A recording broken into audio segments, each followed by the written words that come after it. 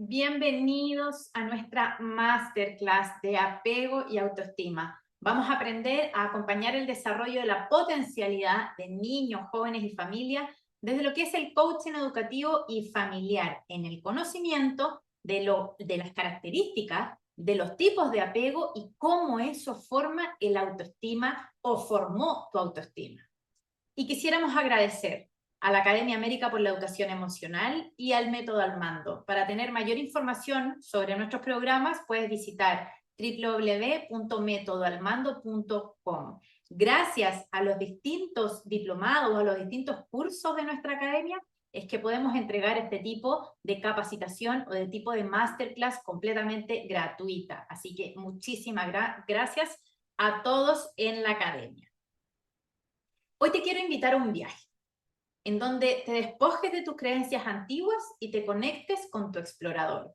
Te dejes sorprender. Vas a tomar esa lupita interna, te vas a cambiar los lentes con los que estás todos los días, vas a tomar una lupita y vas a empezar a observar absolutamente toda la grandeza que tiene este mundo, de aquello que nos inculcaron desde pequeños, pero también aquello que estamos haciendo el día de hoy nosotros, con nosotros mismos y con los otros. Vamos a identificar los tipos de apegos que existen, qué tipo de apego con el que hayas crecido tú, y a lo mejor también identificar qué tipo de apego es el que tú le estás inculcando a tus hijos, para desde ahí comprender un poco más sobre el autoestima.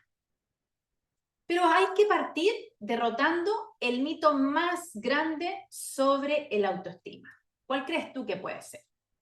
El mito es respetarme, amarme y quererme mucho. Definición de autoestima.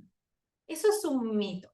El autoestima no es respetarme, amarme y quererme mucho. El autoestima es muchísimo más que eso.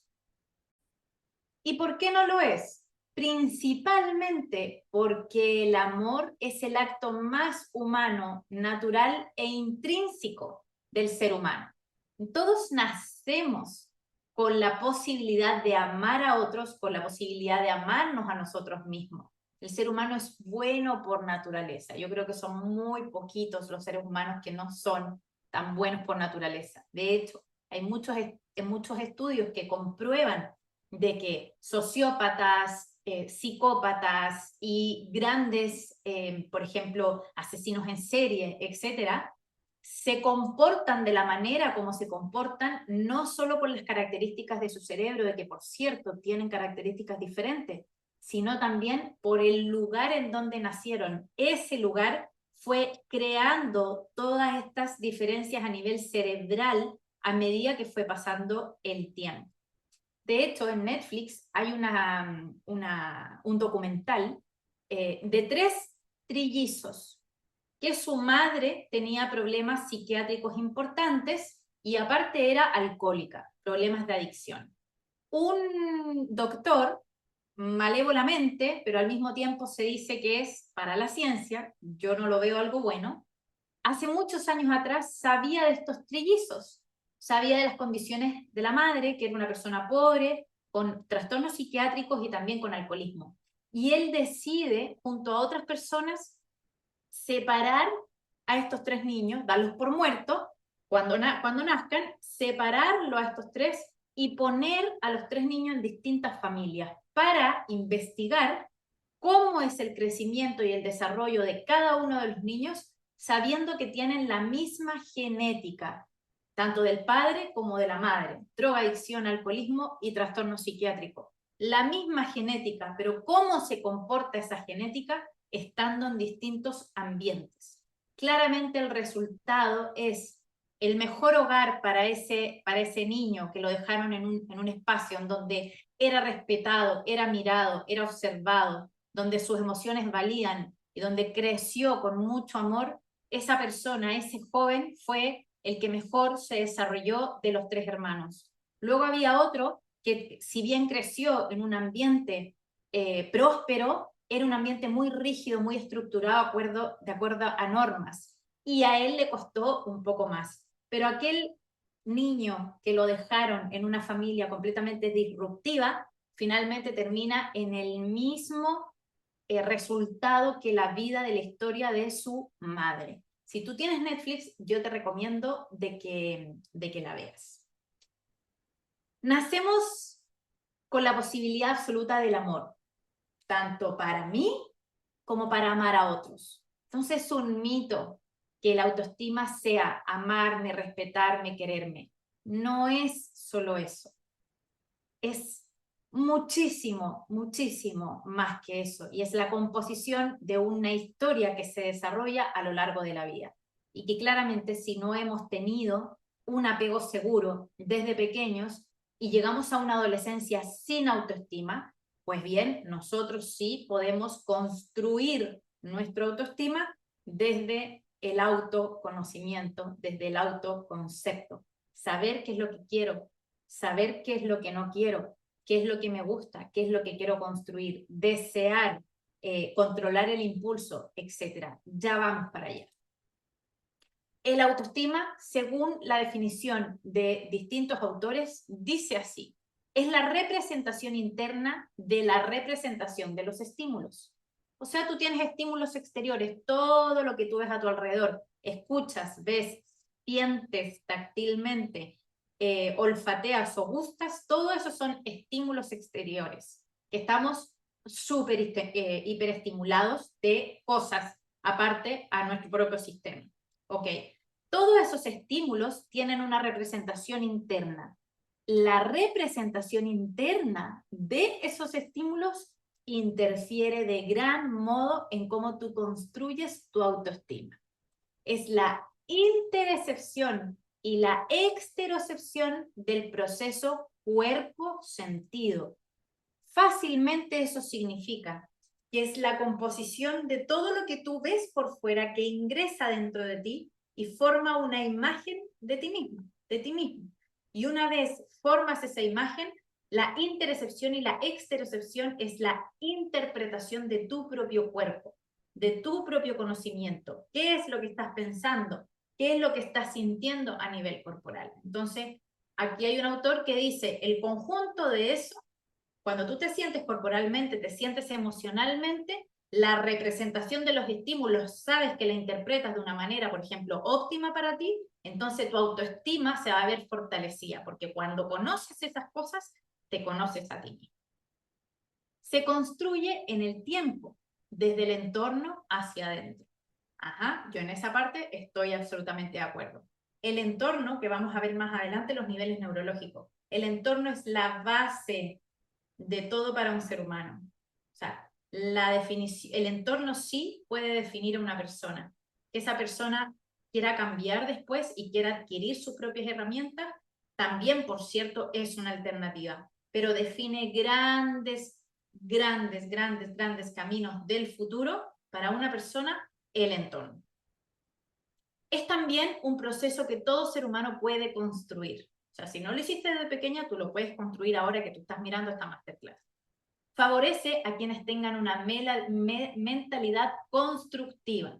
Así es, tenemos dos tipos de mentalidades más o menos características, la mentalidad fija y la mentalidad de crecimiento. Cuando nosotros tenemos una mentalidad fija, interfiere en nuestra identidad, en nuestra autoestima, dado que somos rígidos en los pensamientos y nos cuesta incluir mayores pensamientos. Para generar una autoestima fortalecida, tenemos que tener la capacidad de ser humildes con nuestro propio aprendizaje, humildes con la crítica constructiva, por ejemplo, humilde con el crecimiento. Y eso te lo entrega una mentalidad que busca mayores soluciones.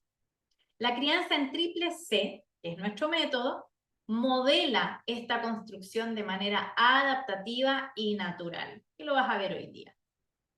Este es el que más me gusta, es el cuento que me cuento de mí mismo. O sea, tu diálogo interno, qué es lo que te hablas a ti mismo, a ti misma, es finalmente cómo tú tienes construida tu autoimagen, la imagen de ti misma por dentro. Esa imagen forma una experiencia que habita en el alma. Es lo que yo pienso y siento respecto a mí mismo, no lo que otros piensan o sienten respecto a mí. Ahora, para llegar a eso, pero que sea realmente verdad, lo que yo pienso respecto a mí mismo y no lo que otros piensan respecto a mí, para llegar a eso, tiene que haber una fortaleza interna muy grande, porque muchos decimos, no me importa lo que digan, no me importa qué es lo que suceda, que digan lo que quieran, a mí me importa un carajo, y no es así, es solo algo que estoy hablando de la boca hacia afuera, pero realmente sí me importa y me importa mucho lo que las otras personas piensen. ¿Cómo se crea el autoestima?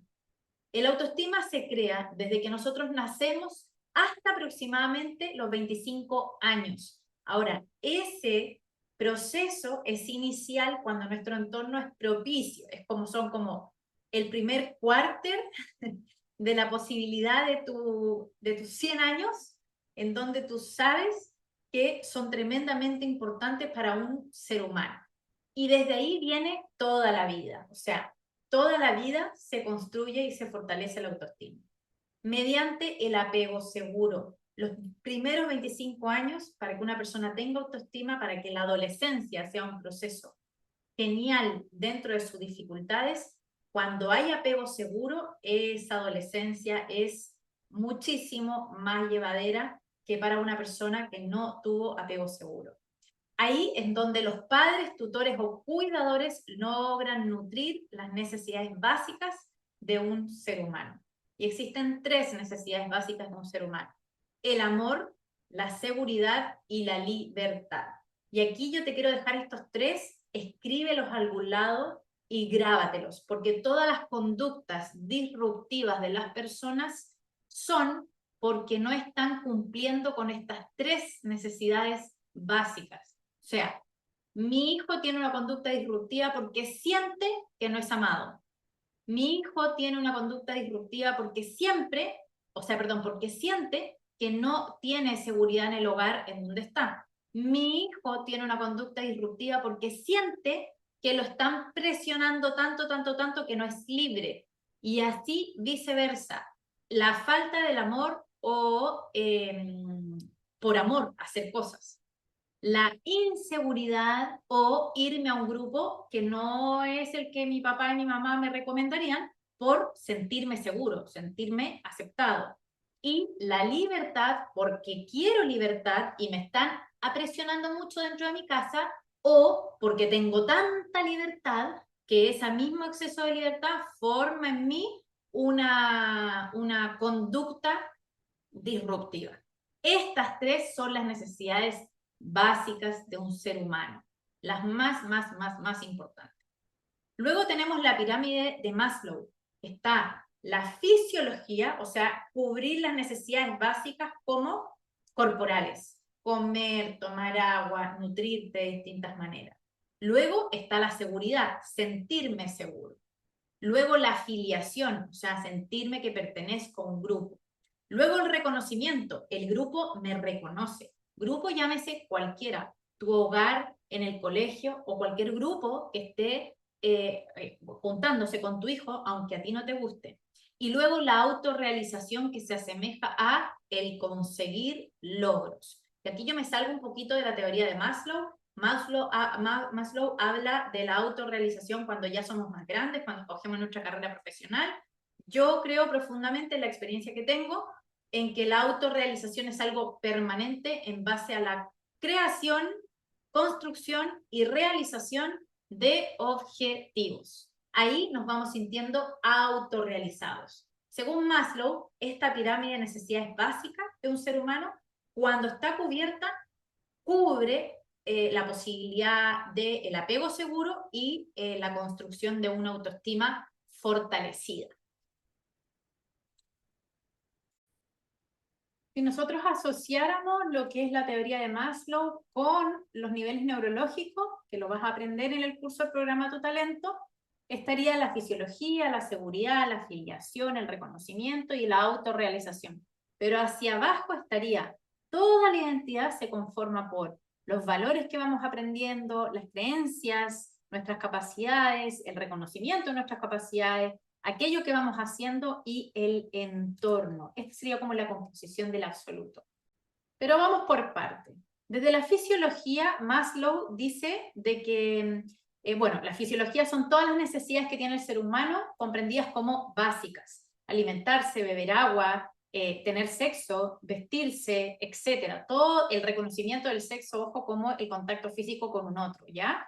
Cuando los niños, o sea, los jóvenes pasan a la adolescencia, necesitan más contacto físico. Entonces, la composición de todo eso es la fisiología. Luego está la seguridad, que busca crear y mantener una situación de orden y seguridad en la vida. Es una seguridad física respecto a la salud, económica respecto a los ingresos económicos que tenemos, y una necesidad, por ejemplo, de vivienda, de sentirme seguro dentro del lugar en donde estoy, protegido, etc.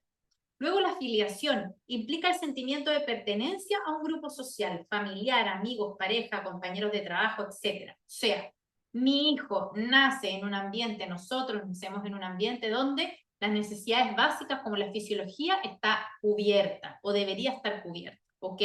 Luego empiezan los sentires. Sentir seguridad en base a el lugar en donde yo estoy, que me entregue un orden, me entregue una estructura. Luego en la afiliación es sentirme que soy parte. No basta simplemente con vivir en un hogar, sino que yo tengo que sentirme parte, tengo que sentir afiliación. Cuando los niños no sienten afiliación, no se sienten parte del hogar, quiere decir que la estructura familiar no está bien compuesta y existe un tipo de apego inseguro, por ejemplo.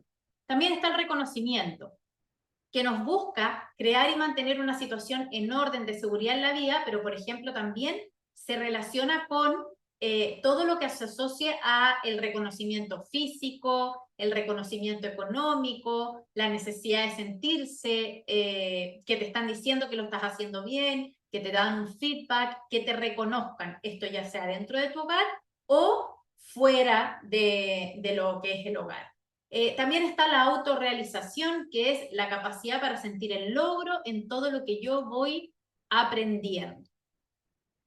Esta, como te estaba diciendo hace un rato, la que está acá abajo, la lila, son los niveles neurológicos que tiene cualquier ser humano dentro de su mente. ¿Ok? El entorno es todo el que impacta dentro y fuera del estado emocional del niño o del adolescente.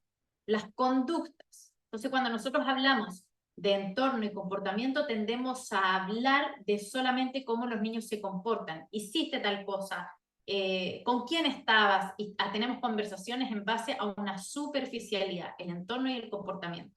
Pero si nos vamos más profundo, están las capacidades, las creencias, los valores. La composición de todo eso forma una identidad, y quienes fortalecen eso, aquellas personas que están en nuestro entorno, nuestros mentores, que crean una firmeza en el autoestima, desde la heteroregulación o desde la heterofacilitación. ¿Qué significa la heteroregulación?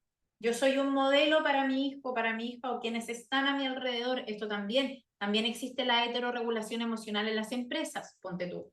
Entonces, yo que estoy como al mando, que claramente lo estoy al mando, tengo una heteroregulación con quienes están a mi alrededor. Entonces soy yo la que me controlo para que mis hijos desde ahí en el modelo aprendan herramientas de control de los estímulos, herramientas de control de las emociones, herramientas en general. Y la heterofacilitación es la facilitación que viene desde mí primero, la facilitación de los recursos para que nuestros hijos desde ahí comprendan que la seguridad se entrega fácilmente desde un abajo hacia arriba. O sea, nosotros iniciamos como adultos y le entregamos como servicio en el fondo a ellos.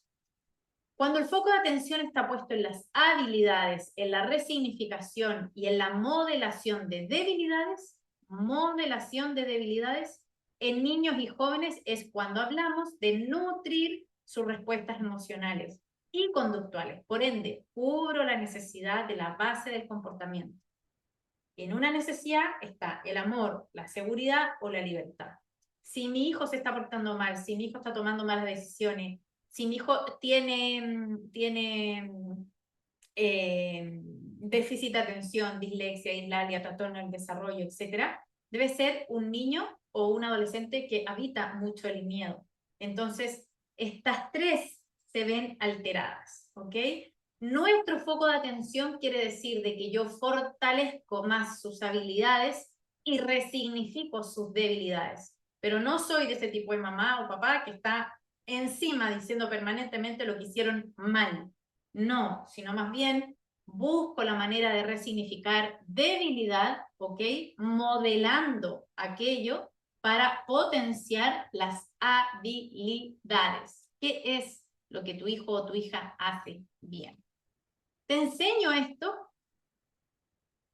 Sé que se ve como un poco difícil, pero créeme que cuando tú aprendes cada una de estas cosas te das cuenta de que el autoestima es la composición de todo esto que estamos viendo y que de verdad es fácil porque es una tarea, es un trabajo diario.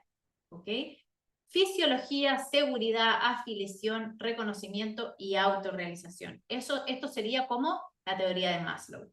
Nuestra crianza en Triple C está en la composición de toda la teoría de Maslow, más el reconocimiento del diálogo interno de tu mente, el reconocimiento de tu cuerpo, de tu emoción y de tus estímulos, o sea, de tus sentidos, visual, auditivo, kinestésico, olfativo, gustativo, para desde ahí fortalecer la mente consciente y la mente inconsciente. Si vamos a hablar de talento, tenemos que hablar de cohesión interna, reconocernos internamente, contribución, contribuir al resto en algo de lo que yo estoy haciendo, sentir que estoy al servicio, con creatividad y con aceptación. Esa es la parte como del reconocimiento del talento. Para finalmente saber y mezclar todo lo que se relaciona a el entorno, los comportamientos, las capacidades, las creencias y los valores. Cada una de estas cosas la vemos de manera súper específica en el curso del programa Tu Talento. El apego es ese tipo de conexión afectiva que generan los padres o los tutores con niños y jóvenes. Su principal función está en la integridad emocional del niño, la formación de su personalidad y el desarrollo psicológico. Del tipo de apego depende inicialmente gran parte del futuro de ese niño o de ese adolescente. Tipos de apego.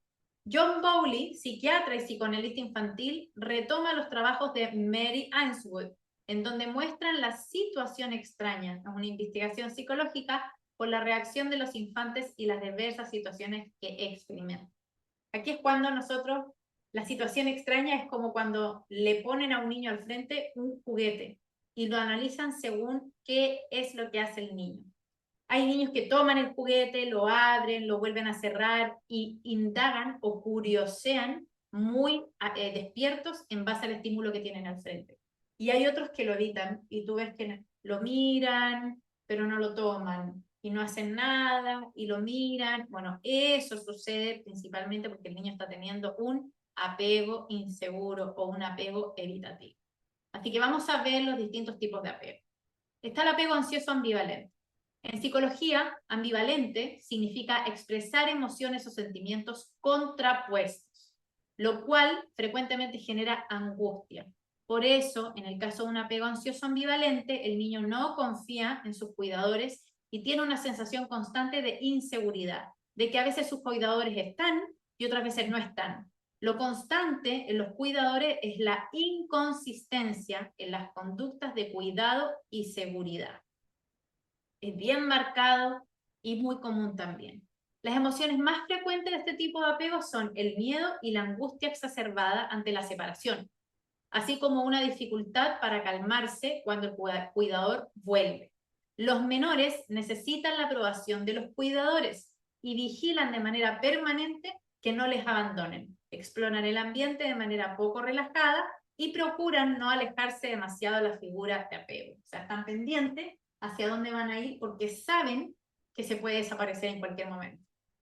De adulto, el apego ansioso ambivalente provoca una sensación de temor a que su pareja no les ame o no les desee realmente. Les resulta difícil interaccionar de la manera que les gustaría con las personas, ya que esperan recibir más intimidad o vinculación de la que proporcionan. Un ejemplo de este tipo de apego en los adultos es la dependencia emocional. O sea, yo dependo emocionalmente de alguien porque creo que se va a ir en cualquier momento. Entonces, es una de las características que forma en el alrededor. El apego evitativo. Los niños con un apego de tipo evitativo han asumido que no pueden contar con sus cuidadores, lo cual les provoca sufrimiento. Se conoce como evitativo porque los bebés presentan distintas conductas de distanciamiento. Por ejemplo, no lloran cuando se separan del cuidador. Se interesan solo en sus juguetes y evitan el contacto cercano. Lo constante han sido conductas en sus cuidadores que no han generado suficiente seguridad. El menor desarrolla una autosuficiencia compulsiva, con preferencia por la distancia emocional. La despreocupación por la separación puede confundirse con seguridad. En distintos estudios se ha mostrado que en realidad los niños presentan signos fisiológicos asociados al estrés, cuya activación perdura por más tiempo que los niños con un apego seguro. Estos menores viven sintiéndose poco queridos y valorados. Muchas veces no expresan ni entienden las emociones de los demás y por lo mismo evitan las relaciones de intimidad. En la edad adulta se producen sentimientos de rechazo de la intimidad con otros, o sea, no quieren formar relaciones duraderas y de dificultad de relación. Por ejemplo, las parejas de estas personas echan en falta más intimidad de la interacción. Son como personas que prefieren no comprometerse. O sea, yo puedo tener novias, pero no necesariamente querer casarme. El apego evitativo forma eso. El apego desorganizado.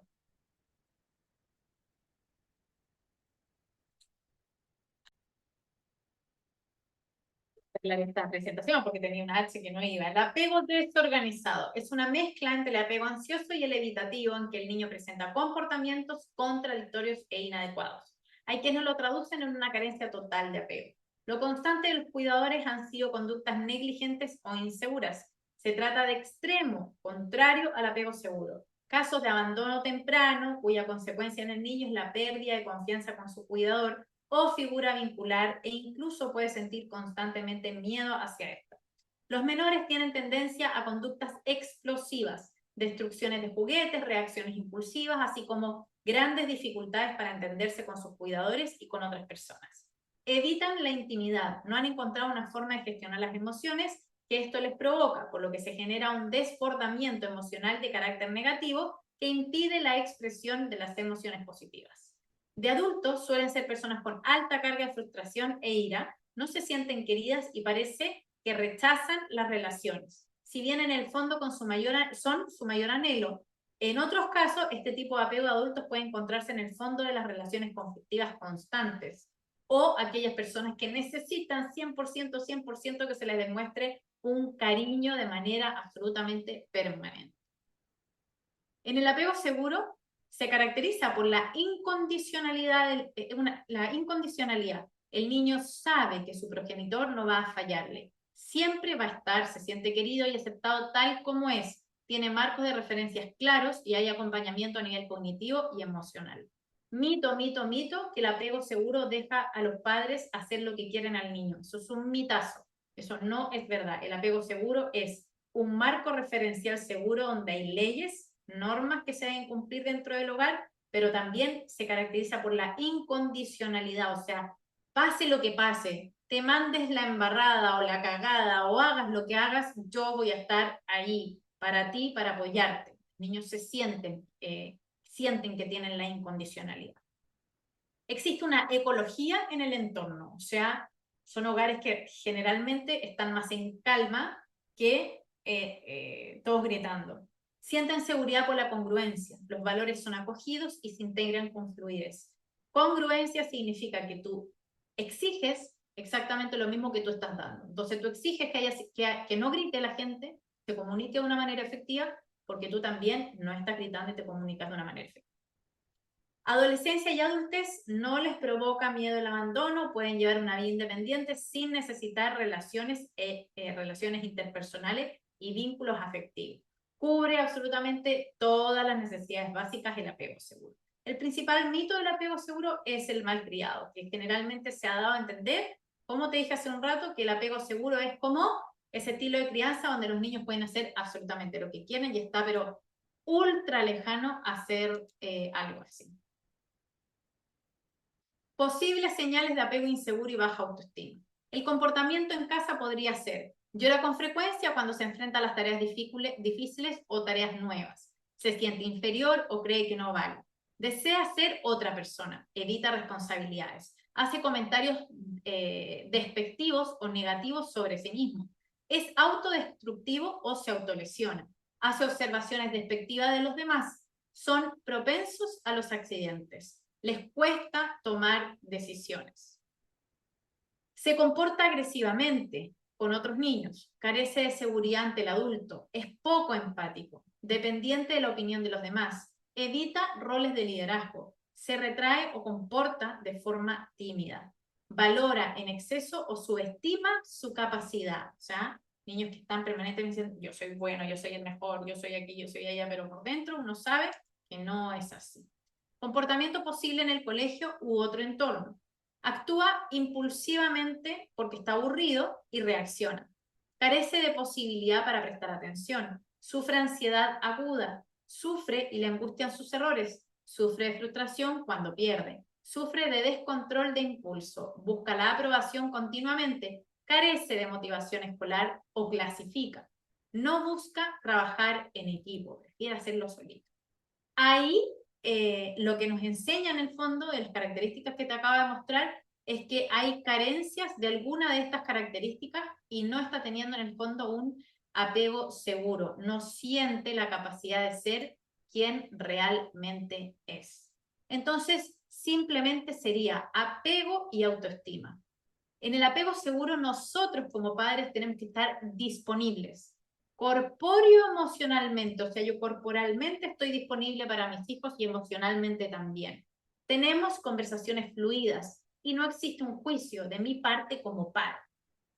Estamos accesibles, queremos decir que estamos disponibles, pero accesibles más de que sé que pueden contar con nosotros. Existe una incondicionalidad, una agudeza sensorial y una flexibilidad de mis tiempos para con ellos. Sintonizamos, mis hijos y yo sintonizamos. Hay rapport, hay escucha activa, compartimos nuestros mundos y claramente la zona más R por A está completamente vinculada y relacionada. Finalmente es responsivo. Las necesidades básicas se cubren. O sea, responsivo significa cubrir. Necesidades básicas de Maslow, los niveles neurológicos de la programación neurolingüística, el amor, la seguridad y la libertad, que son las necesidades básicas de un ser humano, tiene marcos de referencias claros y tiene un pensamiento orientado a la construcción. Todo esto y más, tú ya sabes que lo vas a aprender de manera súper específica en El poder de tu talento.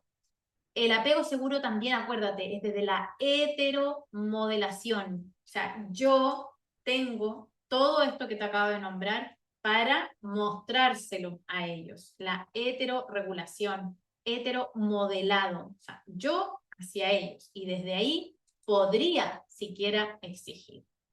Y aquí te cuento el concepto más básico y más puro de lo que es finalmente la autoestima. El autoestima esta es una técnica que yo aplico con mis clientes, ¿ya? El autoestima es la composición de el autoconcepto, la autoevaluación, cómo me evalúo a mí mismo, el autorrespeto, la autoimagen, la autocreencia, o sea, qué creo de mí mismo, la autoaceptación, la propiocepción y la interocepción, que ya te comenté de ellas. Esta es otra ficha respecto a las etiquetas. Tenemos etiquetas permanentemente, tanto buenas y malas. Ninguna de las dos son buenas, claramente, pero yo prefiero que me digan que yo tengo, que yo puedo, que yo tengo habilidades para lograr algo, a que me pongan etiquetas malas como un que no puedo, ¿ok? Entonces esta es otra técnica que yo aplico con mis clientes para identificar el entorno e identificarnos a nosotros mismos. ¿Qué etiquetas buenas y malas llevas puestas? Y aquí te muestro un resultado de un chico. Él me dice, aquí, ojo, que acá eligen, no es rojo negativo, no es otro color positivo, no, tú eliges hacia dónde van las buenas, hacia dónde van las malas. En este caso él eligió para acá las malas, puso desconfiado, introvertido, intransigente, malo para el deporte, mal genio, flojo. Esas son las cosas que su entorno le dice, ¿ok? ¿Y cuáles son las buenas? Que soy cariñoso, y ahí puso bueno para el deporte, y me dice que en realidad no, como que a veces me dicen que soy buena, a veces me dicen que soy malo, no sé. Amistoso, sociable, bueno, autoexigente, y conversamos en base a esta ficha. Y luego viene la siguiente, ¿cuál quisieras que no fuera parte de ti? Y dice esta, introvertido y desconfiado. Entonces aplicamos una estrategia. Corpóreo emocional, el cerebro, ¿qué piensa respecto a eso? Emocionalmente, ¿qué piensas? Y corporalmente, ¿qué es lo que sientes cuando estás imaginando absolutamente?